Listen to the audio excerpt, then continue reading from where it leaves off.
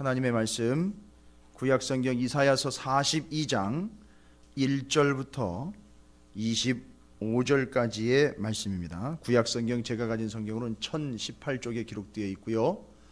이사야서 42장 1절부터 25절까지의 말씀을 교대로 받들어 읽도록 하겠습니다. 1018쪽입니다. 구약성경 1018쪽 이사야서 42장 1절부터 25절까지 교대로 받들었습니다. 내가 붙드는 나의 종, 내 마음에 기뻐하는 자, 곧 내가 택한 사람을 보라. 내가 나의 영을 그에게 주었은즉 그가 이방의 정의를 베풀리라.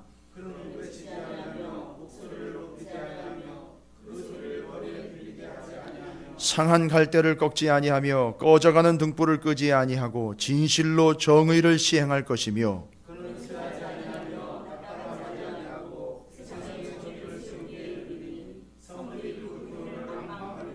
하늘을 창조하여 펴시고 땅과 그 소산을 내시며 땅 위의 백성에게 호흡을 주시며 땅에 행하는 자에게 영을 주시는 하나님 여호와께서 이같이 말씀하시되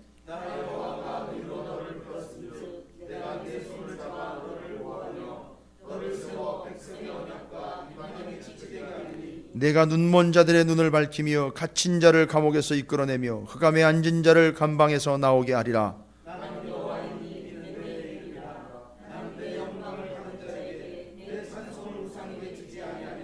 보라, 전에 예언한 일이 이미 이루어졌느니라. 이제 내가 새 일을 알리노라. 그 일이 시작되기 전에라도 너희에게 이르노라.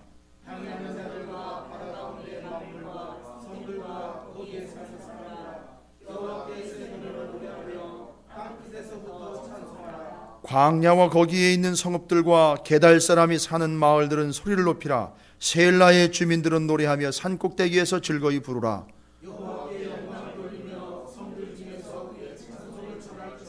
여호와께서 용사같이 나가시며 전사같이 분발하여 외쳐 크게 부르시며 그 대적을 크게 치시리로다.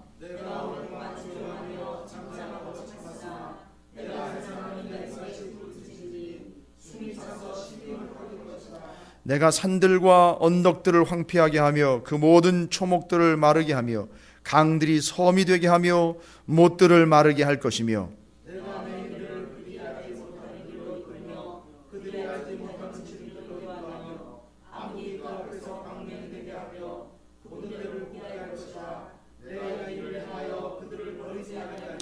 조각한 우상을 의지하며 부어 만든 우상을 향하여 너희는 우리의 신이라 하는 자는 물리침을 받아 크게 수치를 당하리라. 맹인이 누구냐? 내 종이 아니냐? 누가 내 보내는 내 사자같이 못 듣는 자겠느냐? 누가 내게 충성된 자같이 맹인이겠느냐? 누가 여호와의 종같이 맹인이겠느냐?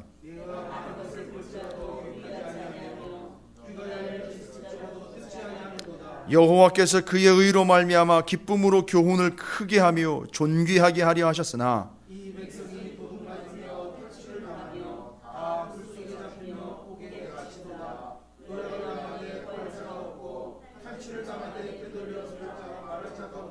너희 중에 누가 이 일에 귀를 기울이겠느냐? 누가 뒤에 올 일을 삼가 듣겠느냐?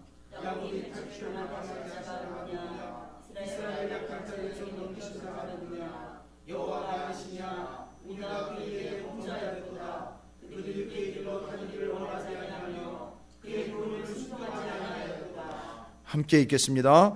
그러므로 여호와께서 맹렬한 진노와 전쟁의 위력을 이스라엘에게 쏟아부으심에 그 사방에서 불타오르나 깨닫지 못하며 몸이 타나 마음에 두지 아니하는도다. 아멘. 기도하겠습니다. 우리를 향한 하나님의 마음은 분명 구원인데 우리가 하나님을 향한 마음은 편안함이며 안락이며 부유이며 풍족이며 이 땅에서 마음껏 쓰고 먹고 지내는 일에 집중하고 있습니다. 주여, 어찌 이 일을 우리가 감당하며 감히 이 일로 우리가 주님을 믿노라고 고백할 수가 있겠나이까? 주여, 우리의 교만함과 우리의 안일함과 우리의 나태함을 주님 앞에 철저하게 회개하게 하여 주시옵시고 우리를 향한 구원의 역사가 반드시 이루어질 수 있도록 우리가 그 구원에 합당한 열매를 맺는 자들이 되게 해 주시옵소서. 마지막 때 믿음을 보겠느냐는 주님의 탄식이 절대 내게는 해당되지 않는 말씀이 되게 하여 주시옵시고, 구하고 찾는 자들 가운데 우리의 이름이 있게 하여 주시옵시고, 주님을 찬양하는 그 자리에 내가 있게 하여 주시옵시며, 세상으로 쫓아나가는 자리에 절대 휩쓸리지 아니하도록 주여 말씀과 진리와 성령으로 우리를 인쳐주시고 구별하여 주시옵소서. 이 저녁에 하나님께서 부르신 자들, 주의 말씀과 성령의 음성의 인도를 받아 예배의 자리로 함께한 모든 심령들을 주님이 굳건하게 붙잡아 주시옵시고, 저들이 한 수 앞, 두 수 앞, 세 수 앞을 내다볼 수 있고 영원한 그때를 내다볼 수 있고 고난의 끝을 볼 수 있는 믿음이 있게 하여 주셔서 장차 임할 구원을 계획하는 하나님을, 또한 그 구원을 이루시는 우리 주님을 바라보는 시간과 자리가 되게 해 주시옵소서. 저들을 향한 약속이 아브라함과 이삭과 야곱과 요셉에게 이루어진 것처럼 동일하게 아버지 하나님을 사모하며 믿음으로 이 자리에 나온 영혼들에게 고스란히 이루어질 수 있도록 허락해 주시옵소서. 오늘도 말씀을 통하여 구원의 놀라운 역사와 하나님이 구원하시고자 하는 그 뜻을 분명하고 명확하게 깨달아 하는 복된 시간과 자리가 되게 하여 주시옵소서. 주님께서 이 생명의 잔치를 베풀어 주셨사오니 참석한 이들에게 하나님의 은혜가 하나님의 나라에서부터 이 땅 가운데로, 저들의 심령 가운데로 물 붓듯 쏘아지는 시간이 되게 하여 주시옵시고 부어지는 시간이 되게 하여 주시옵소서.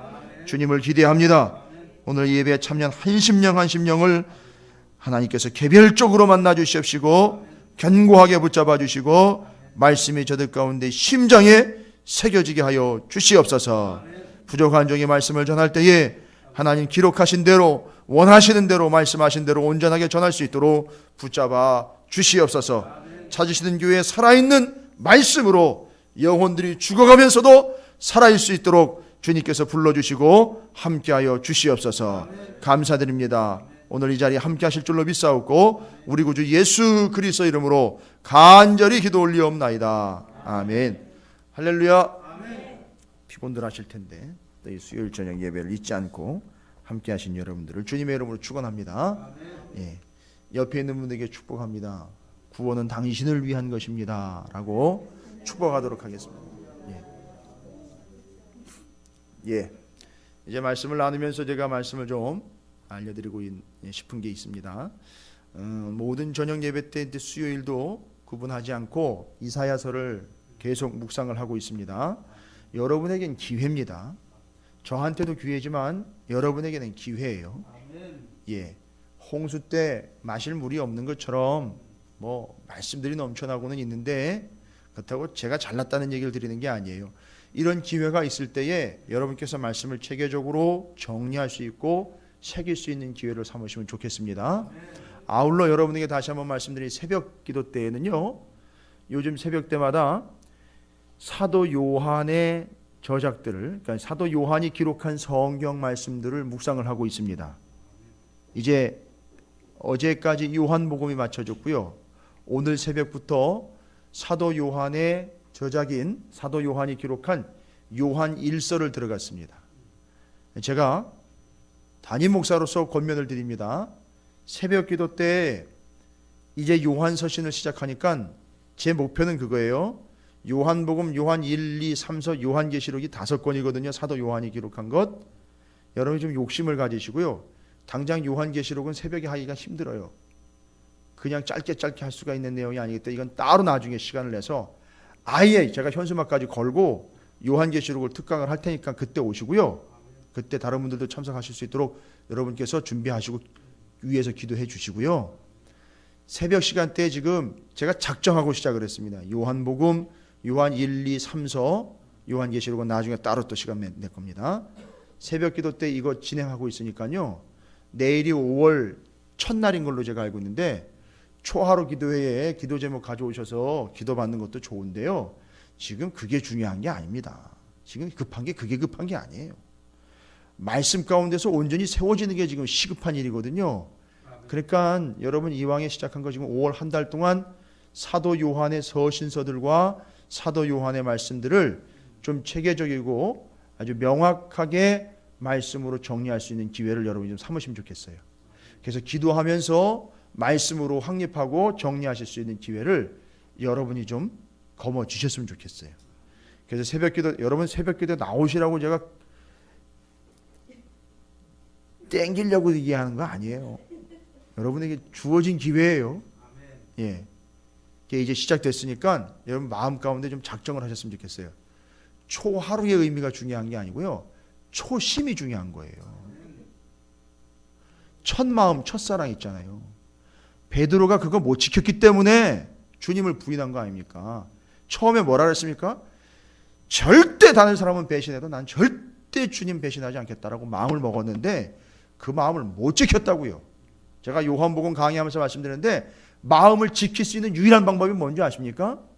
돈 지키고 재산 지키고 건강 지키는 거 말고요, 이 마음 지키는 거예요. 이 마음 지키는 방법은 딱 하나밖에 없어요. 기도밖에는 없어요. 주님이 그렇게 지키셨고요, 베드로는 그렇게 안 했기 때문에 못 지킨 거예요. 여러분 기도의 자리에 나오셔서 요한서신 또 요한이 기록한 성경 말씀을 여러분 좀 체계적으로 정리하시면서 은혜의 시간들을 좀 보내시면 좋겠습니다. 제가 안내 말씀 드린 거예요. 지금 오늘 이 저녁에는 또 이사야서 42장으로 넘어오게 됐는데, 여러분 다른 거 없어요. 이사야서 42장은 딱 하나입니다. 이사야서 42장은 뭘 얘기하려고 하는 거냐면 하나님이 한 사람 얘기하는 거예요. 딱 하나 얘기하는 겁니다. 뭐냐? 메시아. 왜 그러냐면은 40장부터 지금 제가 말씀드렸잖아요. 이사야서 40장부터 41장, 42장 넘어오면 하나님의 본심은 남유다 북이스라엘이 비록 아수르에 망하고 바벨론에 무너졌지만 그거 끝난 게 아니잖아요. 그죠? 하나님은 그들을 구원하려고 하는 본질적인 마음이 있으세요. 그러니까 때로는 회초리를 들어가지고 때리지만 매 맞다 죽는 걸 원하는 부모는 없는 것처럼 우리 애가 매 맞다 죽는 걸 바라는 부모는 없습니다. 그것 때문에 때리는 건 아니에요.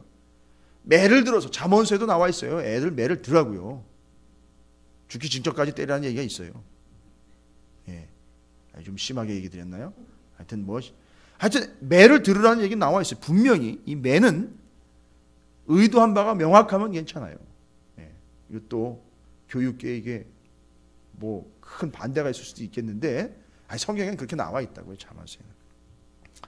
실은 저도 가끔 매를 댔습니다. 요즘은 매를 안 대고 있어요.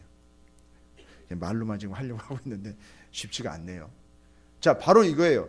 하나님이 본인 당신의 백성에게 매를 드실 때에 아수르라든지 바벨론이라든지 페르시아라는 몽둥이들을 썼어요. 그래서 치셨습니다. 근데 거기에 맞아가지고 죽으라고 치신 게 아니거든요. 깨달으라고, 돌아오라고 하신 거예요. 여러분, 그러니까 본심을 이해를 해야 돼요. 하나님의 본심, 아버지의 본심, 본 마음을 이해를 해야 돼요. 맨날 내 마음만, 왜 내 마음을 몰아주냐고 이렇게 얘기하지 마시고요. 하나님 마음은 어떻게 하냐고요. 하나님 마음은 이미 드러난 하나님의 마음을 읽어야죠. 그래서 이사야서 42장에 딱 넘어오고 40장 이후로 넘어오면 가만히 보니까 남유다가 바벨론에 망하지만 궁극적인 본심은 뭐라는 거죠? 하나님이 그 남유다 이스라엘을 향한 궁극적인 목적은 뭐죠? 궁극적인 거, 결론적인 걸로 갔을 때, 아주 결론적인 거, 완벽하게 하나님이 이루어주셨던 그 시점으로 갔을 때, 예레미야서 29장 11절에 포로로 끌려간 이스라엘 백성들, 바벨론의 포로로 끌려간 그 남유다 백성들에게 예레미야가 편지로 보낸 게 있어요. 하나님의 말씀을 받아서 편지로 보낸 게, 거기 하나님의 본심이 나와 있어요. 오늘 제가 기도 때 읽은 말씀이에요. 예레미야 29장 11절, 이건 여러분을 향한 말씀이에요. 이건 망해가지고 남의 나라에 포로 질질 끌려간 남유다 백성들을 향한 하나님의 본 마음을 예레미야가 편지로 쓴 내용이에요. 잘 들어보십시오. 여러분이 예레미야서 29장 11절을 찾으셔가지고 우선 표시를 해놔도 좋습니다. 여러분을 향한 주님의 마음이고 온 인류를 향한 주님의 본심입니다. 뭐라고요? 예레미야 29장 11절 혹시 찾으셨나요? 찾으신 분들은 저와 함께 읽도록 하겠습니다. 시작. 여호와의 말씀이니라. 너희를 향한 나의 생각을 내가 아나니 평안이요 재앙이 아니니라. 너희에게 미래와 희망을 주는 것이니라. 할렐루야. 하나님의 본심이 뭐라고요? 재앙이 아니라는 거예요. 멸망이 아니라는 거예요. 따라합니다. 구원. 궁극적으로는 하나님이 이스라엘 백성들과 하나님의 백성들을 향한 목표, 본심은 뭐 하길 원한다?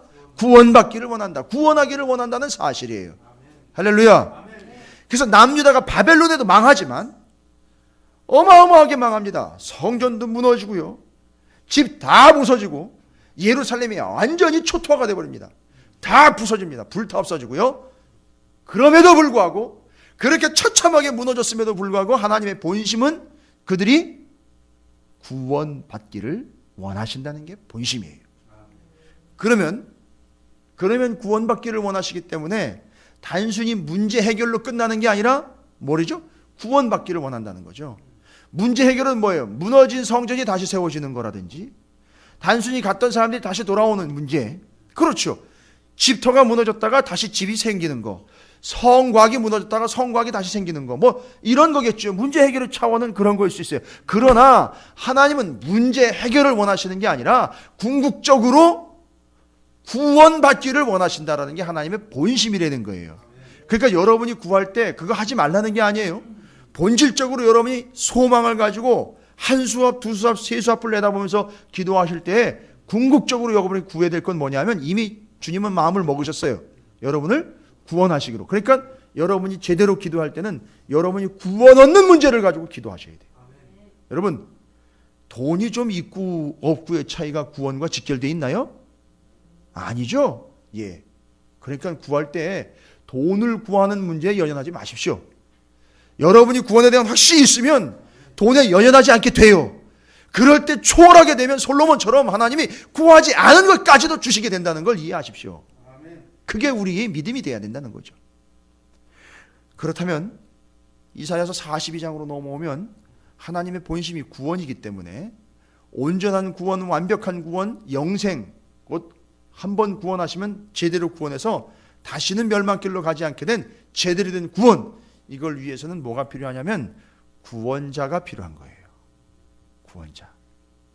하나님이 이 땅 가운데 구원하려고 하는 이들을 위해서 구원자를 보내주셔야 된다는 걸 알고 계시는 거예요. 그래서 그 구원자를 이 땅 가운데 궁극적으로 보내주셔서 이 땅에 하나님을 믿는 자들, 하나님의 뜻을 믿는 자들로 완벽하게 구원시키기 위해서 이 땅에 눈으로 보고 만질 수 있고 들을 수 있고 볼 수 있게, 오늘 요한일서 말씀처럼 그들이 듣고 보고 만진 바 된 예수 그리스도를 보내서 그를 믿음으로 구원 얻게 하려고 하나님은 계획을 갖고 계시는 거예요. 지금 이사야서면 아직 예수님 얘기는 새까맣게 모를 때 아니에요, 사람들이. 그렇죠? 그러나 하나님은 지금 사람들은 전혀 모르는데 하나님은 이미 뭘 가지고 계시는 거예요? 예수 그리스도를 통해서 구원 얻게 하려는 계획이 이미 이때부터 있었다는 얘기예요.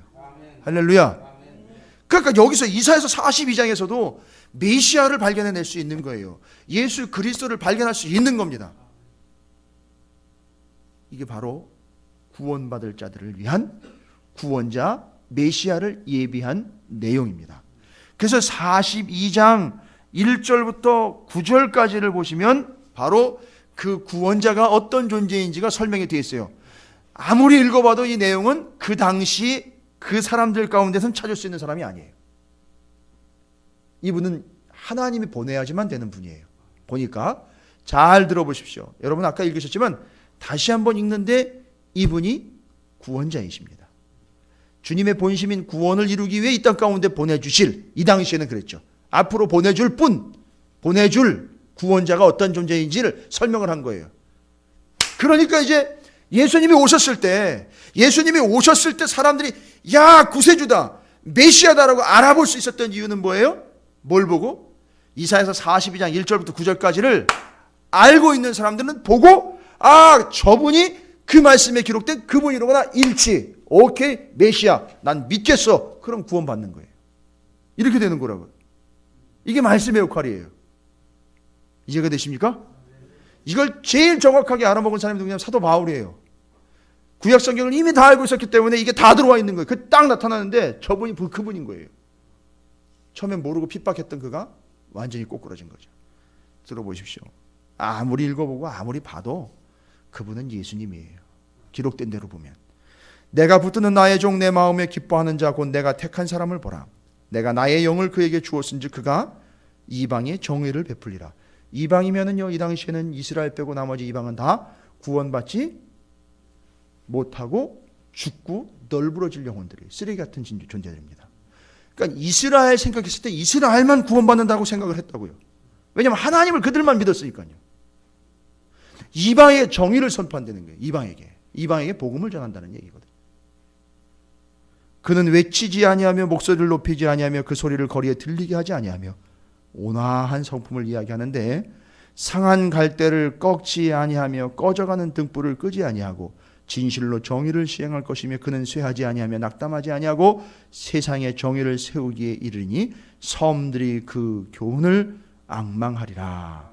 상한 갈대를 꺾지 아니하죠. 등불도 끄지 않는 비존재로 가고 있는 상황이죠. 뭔가 있다가 사그러지면서 없어져가는 존재를 소멸시키지 않고 다시 살려내시는 분, 이게 메시아 예수 그리스도예요. 혹시 우리 가운데 상한 갈대처럼 꺾여 있는 분이 계셔요? 꺼져가는 등불처럼 좀 위태한 것 같은 그런 마음 가운데 있는 분들이 계셔요? 걱정하지 마십시오. 주님이 계시는 한 절대 꺾이지 않습니다. 꺼지지 않습니다. 그분이 여러분의 구세주예요. 5절입니다. 하늘을 창조하여 펴시고, 이게 이제 심상치 않은 거예요. 하늘을 창조하여 펴시고 땅과 그 소산을 내시며 땅 위의 백성에게 호흡을 주시며. 기억나세요? 주님 오셔가지고 후 하고 뭐라 그랬어요? 그리고 예? 아니 주님이 얘기하셨잖아요. 예수님이 성령을 받아라. 그래서 이제 성령 받은 사람은 어떻게 사는 사람이에요? 예수님의 호흡을 가지고 살아가는 사람.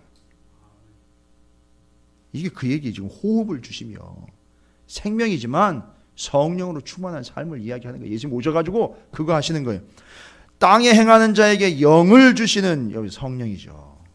하나님 여호와께서 이같이 말씀하시되 나 여호와가 의로 너를 불렀은즉 내가 내 손을 잡아 너를 보호하며 너를 세워 백성의 언약과 이방의 빛이 되게.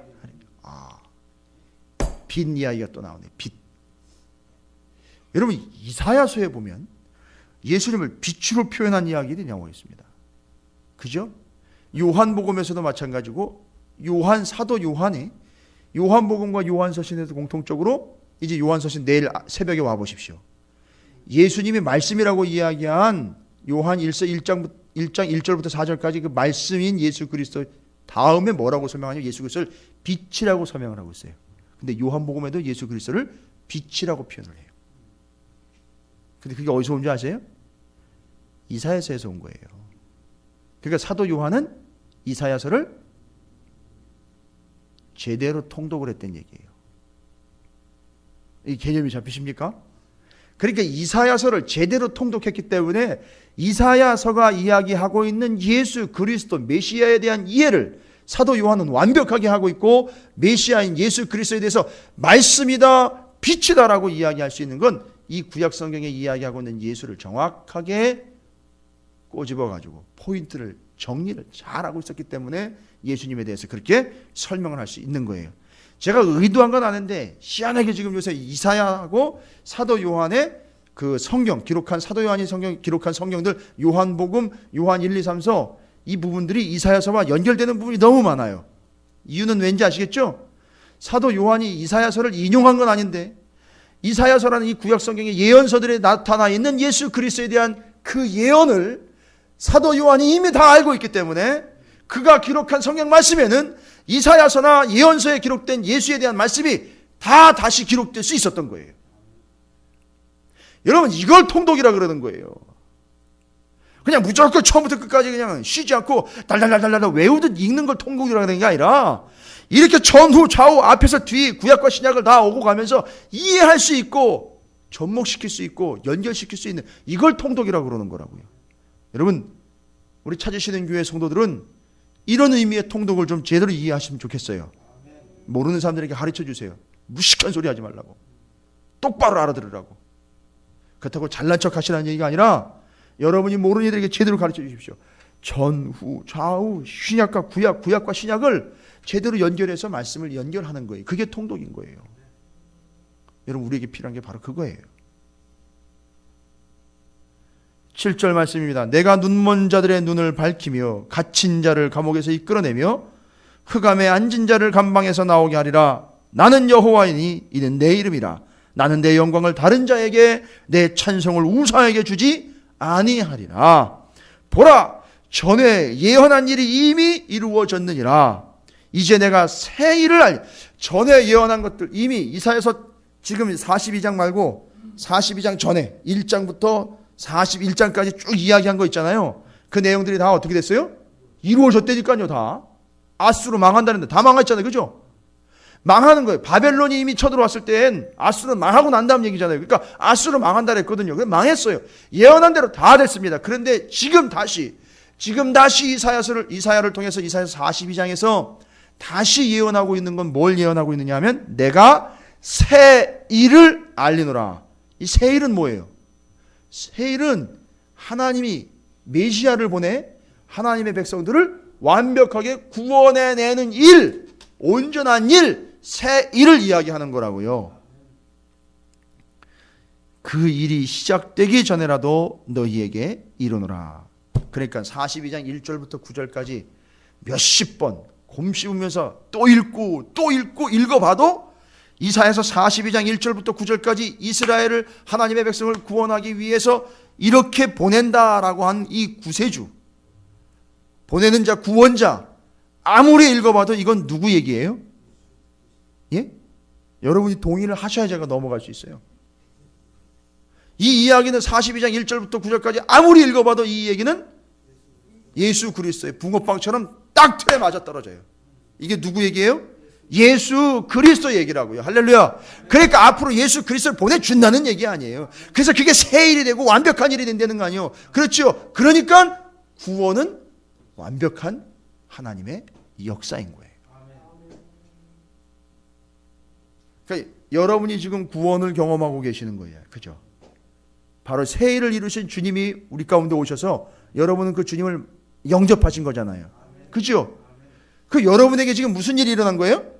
새 일이 일어난 거예요. 구원의 역사, 곧 새 일이 일어난 거라고요. 근데 어떻게 자꾸 옛일로 돌아가려고 합니까? 그럴 수 없죠. 옛일은 뭐예요? 자꾸 율법에 얽히려고 하는 것과 자꾸 범죄하는 것, 죄악으로 넘어가려고 하는 것, 유혹에 넘어가려고 하는 것, 자꾸 옛일로 넘어가려고 한다니. 이제는 여러분 새 일을 행하신 예수 그리스도를 모시는 이들로서 여러분 새로운 존재가 됐으니 새 일을 행하시기를 주님의 이름으로 축원을 드립니다. 자, 그럼 이제 아무리 봐도 이건 예수예요. 그리고 내용을 봐도 이건 일반 평범한 사람이 할 일이 아니에요. 그죠? 이건 누가 하시는 일이에요? 예수 그리스도, 곧 하나님이신 예수 그리스도가 하실 일이에요. 이건 평범한 사람이 할 일이 아니라는 겁니다. 어마어마한 일이죠. 그러니까 이건 구원과 관련돼 있고요. 이분은 하나님이세요. 새 일을 행하시는 분이고 완벽한 일을 행하신 분이에요.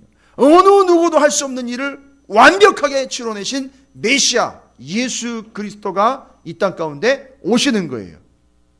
여러분, 그 구원과 그 완벽한 일, 새 일 앞에 우리는 어떻게 반응할 수밖에 없습니까? 여러분, 어떻게 반응하셔요?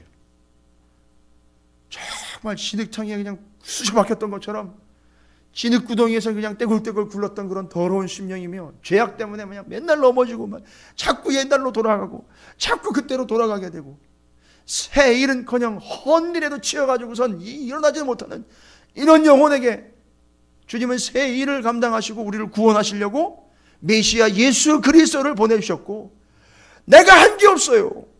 예수 그리스도를 온전히 믿음으로 고백했는데 나를 구원 얻는 백성으로 인쳐주셨어요.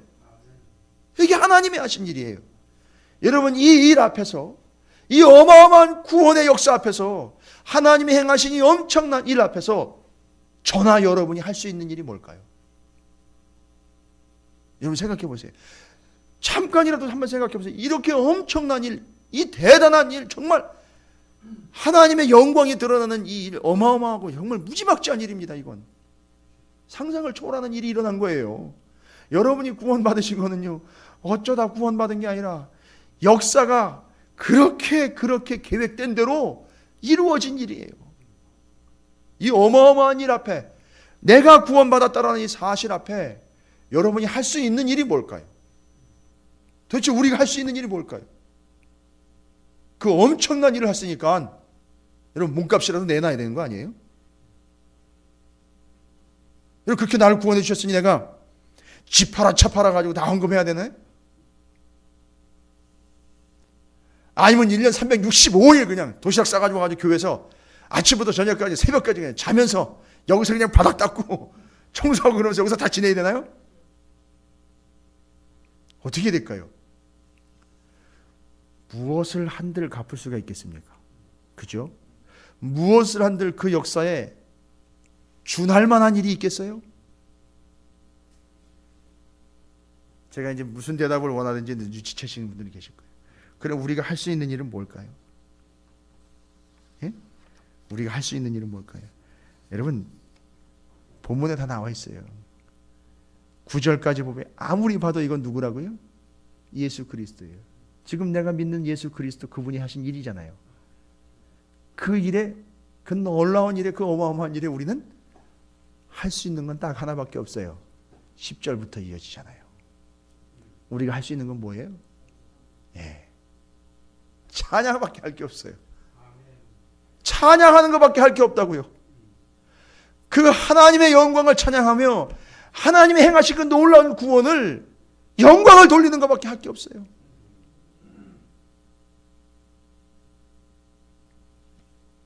그거밖에 할 게 없다고요. 근데 그것도 안 하잖아요. 그것만 해도 현찬을 판인데 그거라도 제대로 해야 되는데 그것도 안 하잖아요. 그것도 나눠가며 하잖아요. 우리가 여러분 이건 아닙니다. 죄송한 얘기지만 둘 중 하나예요. 구원받지 못했거나 아직 그 일이 믿겨지지 않는 것 둘 중 하나예요. 그게 믿겨진다면 이 어마어마한 일이 내게 이루어진 일이라고 믿겨진다면 우리가 할 수 있는 건 하나밖에 없어요. 하나님을 예배하며 찬양하는 것밖에 없습니다. 그게 10절부터 기록된 거예요. 항해하는 자들과 바닷 가운데 만물과 섬들과 거기에 사는 사람들아 여호와께 새 노래로 노래하며. 왜 새 노래입니까? 아까 무슨 일을 행하셨습니까? 새 일을 행하셨기에 새 노래로 노래하며 땅 끝에서부터 뭐하라? 찬송하라. 이 많은 사람들이 다 어떻게 되는 거죠? 구원을 받았기에. 광야와 거기에 있는 성읍들과 게달 사람이 사는 사람들은 소리를 높이라. 셀라의 주민들은 노래하며 산꼭대기에 즐거이 부르라. 다 지금 뭐 하고 있습니까? 아무것도 안 하고 있어요. 다 찬양하며 하나님께 영광 돌리고 있는 거예요. 지금. 왜요? 그들 게달 그 부족하고 그 저기 찌그러져 있는 그런 백성들 섬들이며 여기 찢어져 있고 뿔이 흩어졌다는 사람들을 구원하신 거에 대해서 그 사람들이 다 뭐 하고 있습니까? 찬양하고 있어요. 예배하고 있다고요. 12절 여호와께 영광을 돌리며 섬들 중에서 그의 찬송을 전할지어다. 여호와께서 용사같이 나가시며 전사같이 분발하여 외쳐 크게 부르시며 그 대적을 크게 치시리로다. 구원하시는 거 아니에요. 그거에 대해서 우리가 할 일은 뭐라고 기록되어 있습니까? 오직 찬양과 경배, 예배하는 것밖에 없다는 거예요. 여러분 이게 아까 요한이 이사야서를 제대로 통독했다고 제가 말씀드렸죠. 이걸 또 요한이 어떻게 이해를 했느냐 하면요, 이 이사야서에 자기들이 구원받은 것을 찬양할 수밖에 없다라는 것을 제대로 이해를 해가지고 이 사도 요한이 요한계시록에서 환상을 보고 거기 환상 가운데 이 이야기가 성취된 것을 기록을 해놨어요. 구원받은 자들이 하나님 앞에 찬양하는 모습으로 서 있는 것. 여러분 좀 수고스러우시겠지만 이걸 접어놓고 요한계시록 7장으로 한번 가보세요. 요한계시록 7장. 요한계시록 7장에 보면 어디냐면 7장 9절을 한번 보십시오. 요한계시록 7장 9절. 뭐 14만 4천 나오는 건 너무 신경 쓰지 마시고요. 예, 이거는 뭐 숫자적인 걸로 풀어내는 거니까, 워드프레이니까 지금은 여러분 염려하지 마시고요. 이 일 후에, 그러니까 요한계시록 7장 9절 보면 이 일 후에 이 세상에서 여러 가지 일들이 있었는데요. 그 구원받는 자들이 구원받게 되는 그 일 후에 땅에서 구원받아 가지고 이 사람들이 하늘로 올라간 거예요. 하나님 나라로 들어갔는데 7장 9절에 보면 이 일 후에 내가 보니, 보세요, 아까 각 섬이며 이사야서에 다 나와 있었죠. 섬 바닷 가운데 만물, 섬들, 거기 사는 사람들, 광야, 거기 있는 성읍들, 게달 사람들 다 나와 있었죠. 그 사람들이 지금 어떻게 된 거예요? 구원받은 거지요. 근데 그 여러 민족의 사람들이 구원받았다는 얘기를 여기는 뭐라고 표현했습니까? 이 일 후에 내가 보니 각 나라와 족속과 백성과 방언에서 아무도 능히 셀 수 없는 큰 무리가 나와 흰옷을 입고 손에 종려가지를 들고 보좌 앞과 어린 양 앞에 서서, 이 사람들 누구예요?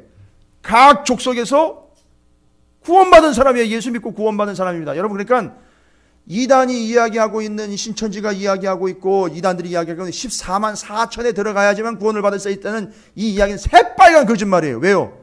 우리는 14만 4천에 들어가지 않아도 돼요. 왜요? 나와 있잖아요. 14만 4천 말고 어디에 지금 각 나라, 족속, 백성, 방언, 온 세계에 있는 모든 족속들 가운데서 구원받는 자들이 나왔다는 거예요. 그러니까 우리는 여기 들어가는 거지 14만 4천에 들어갈 필요가 없다고요. 이해가 되셔요? 그래서 구원받은 사람들이 올라가가지고 뭐를 하고 있는지 보세요.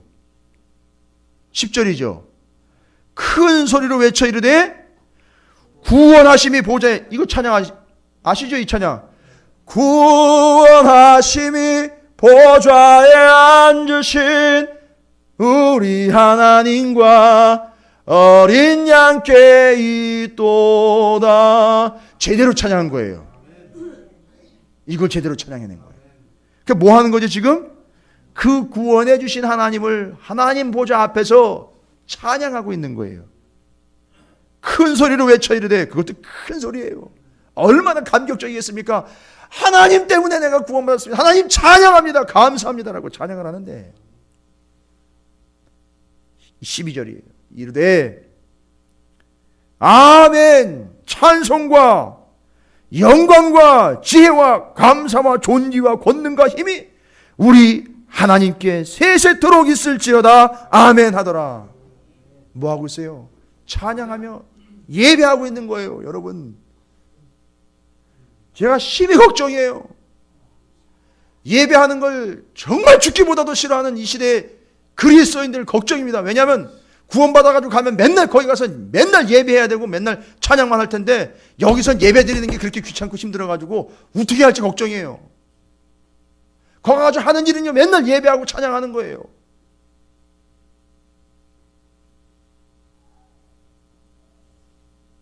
그러니까 다시 한번 말씀드립니다. 구원의 확신과 감격이 없으면 예배에 열심을 낼 수가 없어요. 그건 정해진 사실이에요. 여기 오늘 안 계신 분들한테 죄송하지만 혹시 그럴 수도 있어요. 그건 냉정하게 비춰봐야 돼요. 제가 감정적으로 말씀드리는 게 아니라 말씀에 비추어보면 그렇다는 거예요. 거기 가서는 예배하는 것밖에 없어요. 가끔 저희 아이들을 보면 제가 걱정이에요. 혹시 예배 드리는 걸 어려워한다거나, 정해진 시간에 예배 드리는 것을 짜증내 한다거나 힘들어한다면 그거 제가 고쳐놔야 돼요. 왜냐하면 구원의 확신을 가지고 구원받은 자들은 가서 하나님 보좌 앞에 맨날 찬양만 하면 예배할 거예요. 근데 그게 지루하지가 않네요. 왜요? 구원받았다라는 사실이 얼마나 크고 놀라운지 맨날 그것만 해도 질리지가 않아요. 할렐루야. 사도 요한이 이사야서를 제대로 읽었네요. 그죠? 제대로 확인했습니다. 그래서 구원받았다라는 확증이 있으면 할 거는, 우리가 할 건 찬양, 찬송, 예배밖에 없습니다. 이게 이사야서 42장이에요. 그래서 이게 종의 노래라고 합니다. 예수 그리스도는 종으로 오셨지만 구원자로 우리가 오셨어요. 종은 왜 종이에요? 하나님의 구원 사역을 철저하게 감당해 내셨기 때문에 종이라는 표현을 썼지만, 그분은 단순한 종이 아니라 하나님이시고요, 우리의 구세주이십니다. 왜 우리가 구원을 받아야 될 존재인지는 18절부터 나와 있어요. 우리는 이렇게 지금 살아가고 있기 때문에 우리에게 메시아 예수 그리스도 구원이 필요한 거예요. 너희 못 듣는 자들아 들어라. 너희 맹인들아 밝혀보라. 오늘 새벽에 요한일서 1장 1절부터 4절까지 보고 듣고 만진 바라고 나와 있어요. 누구를요? 예수 그리스도를. 근데 여기 뭐라 그래요? 봐라, 들어라는 게 지금 뭐 하는 거예요? 못 보고 못 듣고 있다는 거 아니에요. 하나님의 역사를. 맹인이 누구냐? 내 종이 아니냐? 누가 내 보내는 내 사자같이 못 듣는 자겠느냐? 누가 내게 충성된 자같이 맹인이겠느냐? 누가 여호와의 종같이 맹인이겠느냐? 라고 뒷부분에 18절부터 뒤로 이어가면 여러분 그들이 왜 구원을 받아야 되는지에 대한 하나님의 분명한 메시지를 적고 있습니다. 이래서 이들에게 우리에게 구원이 필요한 거예요. 이대로 내버려두면 그냥 널브러져 죽을 수밖에 없고 심판의 길로 가기 때문에 우리가 구원이 필요한 거예요. 예수가 필요한 겁니다. 궁극적 완전한 구원이 우리에게는 반드시 필요하다는 거예요. 이를 위해서 우리는 예수 그리스도가 꼭 반드시 필요하다는 사실로 결론 지어지게 됩니다. 그런데 그 예수를 이미 이사야서는 이미 예수님 오시기 전에 확보했다는 거예요. 예수님 오시기 600년 전부터 예수님 오실 걸 미리미리 얘기하셨고 그 600년이라는 기간을 지나면서 이스라엘에 예수님 오셨을 때에 알아본 사람들이 있더라는 거죠. 누구예요? 말씀 붙잡고 살았던 사람이에요. 그 사람들은 말씀에 기록된 예수가 오신 걸 확인을 했어요. 그리고 그분을 받아들였어요. 그래서 제가 여러분에게 말씀을 붙잡고 사시라고 말씀드리는 이유는 뭐냐면 똑같을 거라고 저는 믿어요. 주님 다시 오셨을 때에 말씀에 기록된 대로 오실 거예요. 그러니까 말씀을 근거해서 판단을 해야지 여기 있다 저기 있다 내가 메시아다 제가 메시아다 이런다고 그 소리 듣고 움직이면 안 돼요. 이단들이 이렇게 됐다 저렇게 됐다 아무리 떠들어봐야 소용없는 얘기들이에요. 그거 들으면 안 됩니다. 명확하게 말씀을 붙잡고 있다가 말씀대로 오시고 말씀대로 이루실 그분을 여러분이 확인할 수 있게 될 줄로 믿습니다. 주님이 처음 오셨을 때처럼 주님이 다시 오실 때도 여러분이 그런 주님을 붙잡으시기를 다시 한번 주님의 이름으로 축원을 드립니다. 우리 찾으시는 교회는 이러한 예수 그리스도로 인한 구원의 감격이 끊이지 않고 떠나가지 아니하므로 나와 기도하며 예배하며 하나님께 찬양 찬송을 올려드림이 여러분에게 한없는 기쁨이 되시기를. 뭐에 비하면요, 여러분 구원받은 사실에 비하면 아무것도 아니지만 그것 밖에는 드릴 게 없습니다.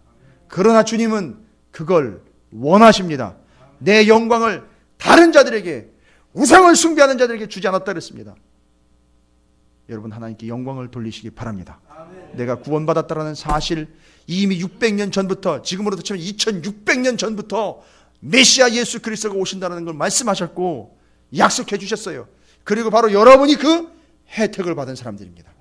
어찌 우리가 입을 봉한 채로 가만히 있겠습니까? 하나님을 찬양하며